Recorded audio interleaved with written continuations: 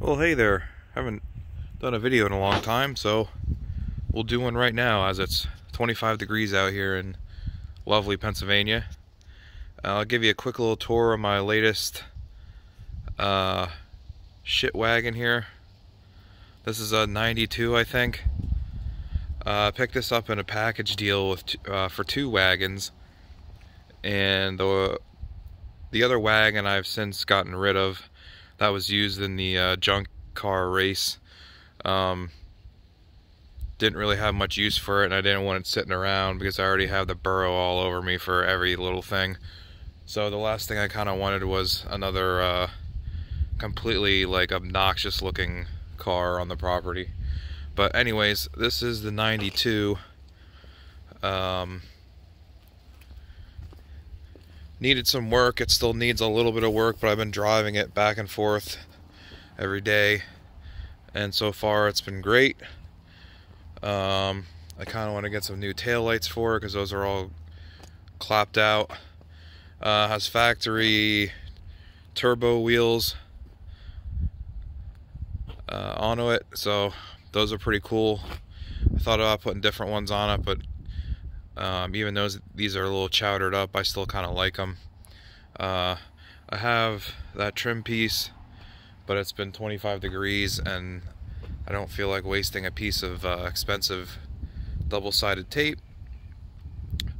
You know, it does have some moss on it still. It sat for a long time. It actually sat for like 12 or 13 years. So it's taken a little bit to kind of get it back to the point where I can daily drive it, but I think I'm at that point now, and I've been driving it pretty much everywhere now, and it's been decent. There's no real like significant rot. I don't know why on these cars people insist on jacking things up by the pinch weld when like 4 inches back there's like the best ever jacking point on these cars. But it's like every car I come across, people think that you jack a car up by the pinch weld, and it's just unbelievable to me that actually happens. So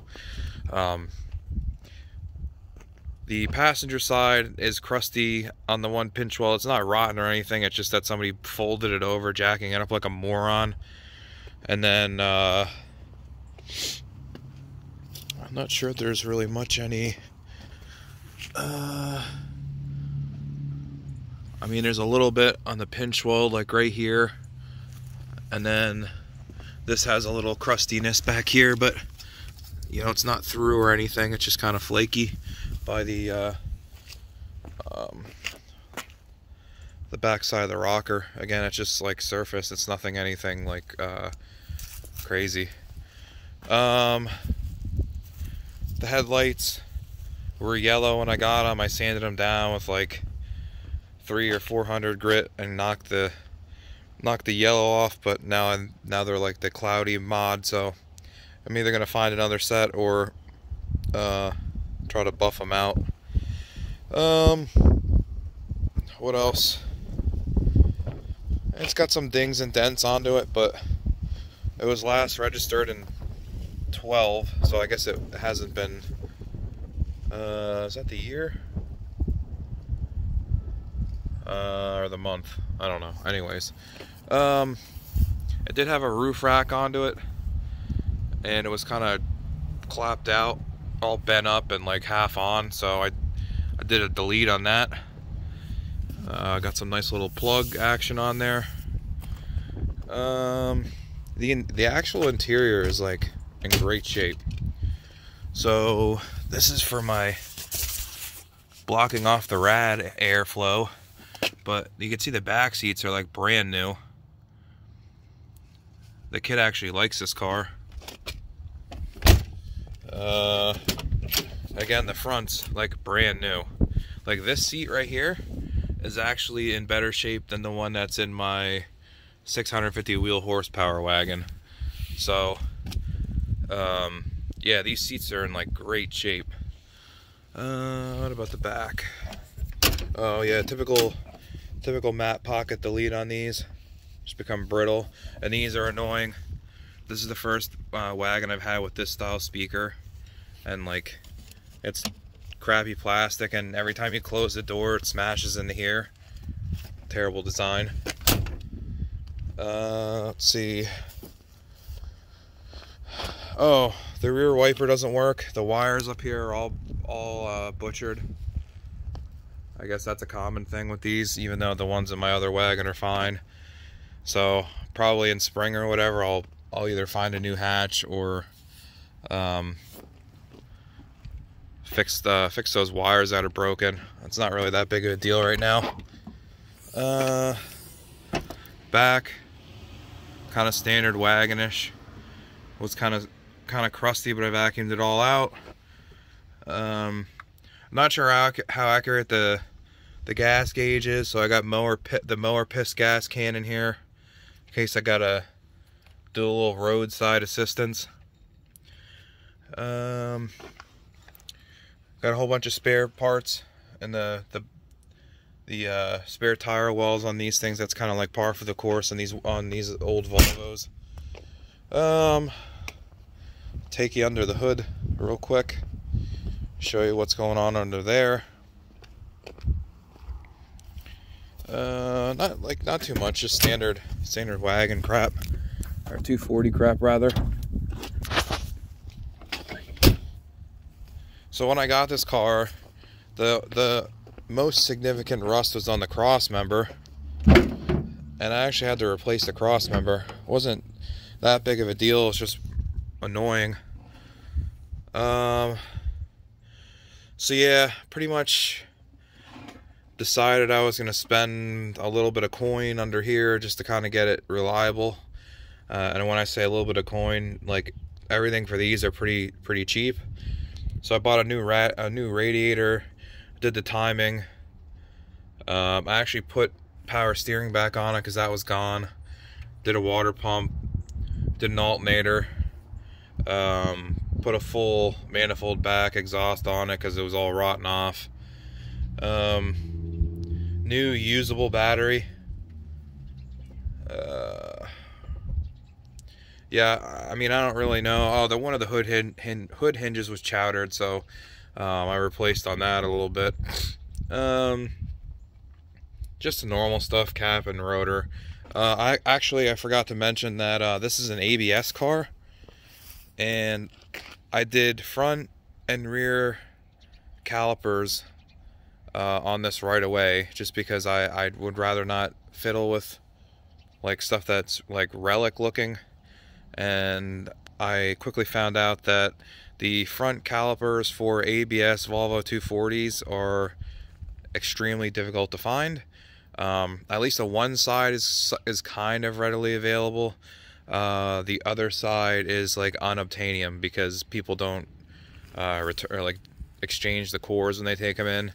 So I got extremely lucky, and I found somebody on one of the Volvo pages that ordered non-ABS ones and got ABS ones by mistake, so I just bought those off of them. So has all new brakes on it.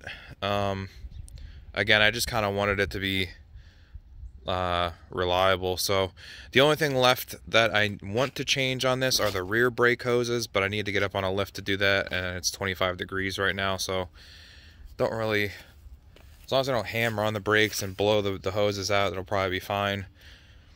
But yeah, that's pretty much it under the hood. Just basically did the maintenance onto it just because I didn't really want to have to deal with it. This is actually an LH 3.1 car. Typically these run an LH 2.4 system on it. This is kind of a newer version of that's kind of self-adjusting a little bit. So these are actually designed to get better fuel economy than your standard 240. I'm not sure exactly if it trims fuel or not, but I've been told by a couple of people that the LH 3.1 cars, they're not so much an oddity, but they are there's not as many of them, but the LH 3.1 car is actually designed to get better fuel economy. So we'll go inside here. Again, seats are great shape. The inside was really dirty. When the dude parked it, he left one of the windows down, and there's like a mud wasp, like breeding ground or sanctuary in here. So, on top of all the vacuuming of the mud wasps I had to do, there's like mud wasp nests all like in little crevices of the car. So like in there you can see the mud dauber, the dirt dauber nest. Those are all over this car. That's just kind of typical 240 stuff. Yeah, I mean, everything's pretty decent. The headliner's not torn anywhere. You know, the little clips are broken. I have a couple of those in the garage, just haven't replaced on them yet. It's got power windows. I don't think it has power locks. If it does, they're not working. I had a door card off. I don't remember looking for an actuator. It has this tape deck into it, and it doesn't turn on, so I was investigating that the one day, and I pulled it out, and there's nothing inside of it that would play a tape. I've never seen that. I don't know if there's something in there that just came out, but so if you like open this up, if I put a tape in there right now, it would just fall inside the radio. So I don't know what the hell's up with that. So it doesn't have any tunage in it yet, but I'll probably get like a $30 Amazon special. What else? It is a 5-speed car, which is cool. That's the reason why I bought it. The clutch seems decent. There's bird shit on it, because like I said, there's the window is down, and there's like random bird shit that I couldn't get off. There's bird shit on the dash.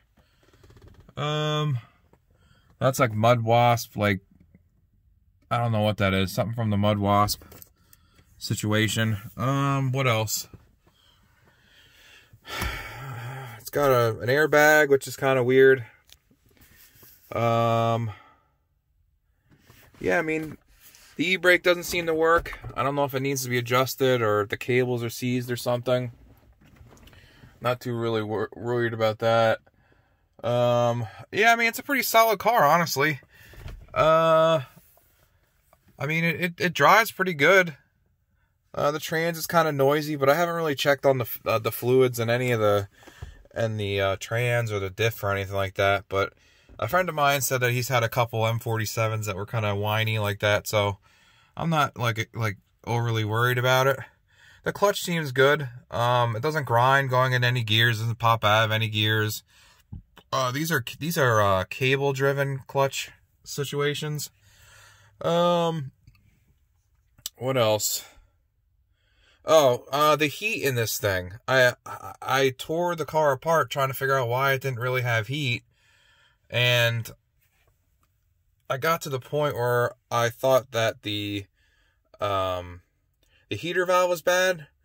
So every 240 I've ever owned, like as soon as you start the car, it has heat, like your face is just melting off.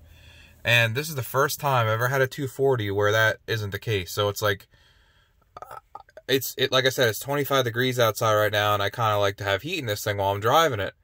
But I changed on everything. I did everything I could and found out that, like, I actually eliminated the heater valve thinking that it was stuck closed, which it wasn't. So I have like a Home Depot ball valve down in the heater line, which is kind of par for the course on these things. Thinking that was it, but it wasn't. So I think there's something up with the core. I think there actually might be like mud wasps or something inside the heater core blocking it, or I don't know, maybe he used some of that crap in it and it plugged it up. I don't know. Like, it has lukewarm heat, but it's not like any other 240 heat that I've ever had, so it's a little lackluster in that. I mean, it definitely has heat. It's just not as intense as every other 240 that I've ever owned. I put this little rock in here today, which is kind of neat. That's where I keep my key. I don't ever take the keys or anything out of my crappy cars just because it's a little more convenient that way. Has center console, has heated seats. I'm not sure if those work. The light lights up on this side it doesn't. So, again, I don't know if the heated seats actually work. I haven't really investigated it enough yet, so I kind of get to that point once it gets a little warmer out. What else? I think that's pretty much it. It runs pretty good. When I had the subframe out in the front, I did the motor mount just because those things are typically like, it's a poor design to start with. They're really soft, and just normally like the motor just moves all over the place. So I got those on Rock Auto cheap. I tried to do as much as the stupid maintenance as I could just so I didn't have to worry about it later, because everything's pretty cheap on these cars. Nothing's really that expensive. I replaced the in-tank fuel pump. I replaced the under the car fuel pump. Those are like $10 on Amazon. Yeah, I did a fuel filter because I had some of those laying around. I did plugs and wires. Those are all cheap. Again, I did a radiator. That was cheap. Water pump and timing set is all freaking dirt cheap on this stuff. So, you know, at this point, it should be pretty reliable. I think the only thing I would like to change on now would probably be maybe suspension. It's kind of clunky in the rear, but again, everything's all bone stock and probably terrible. So, you know, it's really to be expected. I'll start it up.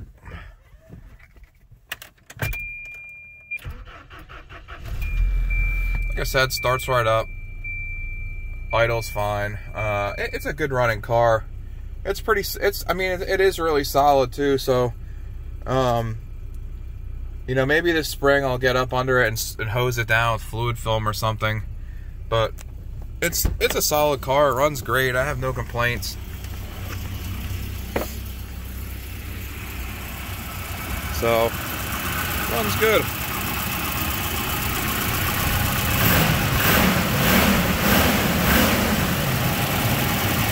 Nothing really overly concerning with it. It's just been neglected for a while. I've been sitting around, and now I'm kind of getting to the point where I'm gonna push it and see how far I can go and see how much I trust it. But as of now, it's been running great. No real issues. These are good little cars. I tell people all the time, if they have a young kid that's starting to drive or wanting to learn how to drive, these are great cars. You can, well, I shouldn't say you can get them cheap, because the cat's out of the bag with these things apparently. Just like all the Fairmonts and everything, there's a huge tax on these cars now, which is a little bit annoying. But they're really solid cars. They're easy to work on. They're easy to maintain. Parts are cheap. Tires are cheap. I paid $30 a tire for these. But yeah, this is it. This is my commuter currently. So sorry for the just talking video, but this is kind of what I've been working on, just because it's been cold out and I don't really want to get it into anything like intense. But that's it. Thanks, guys.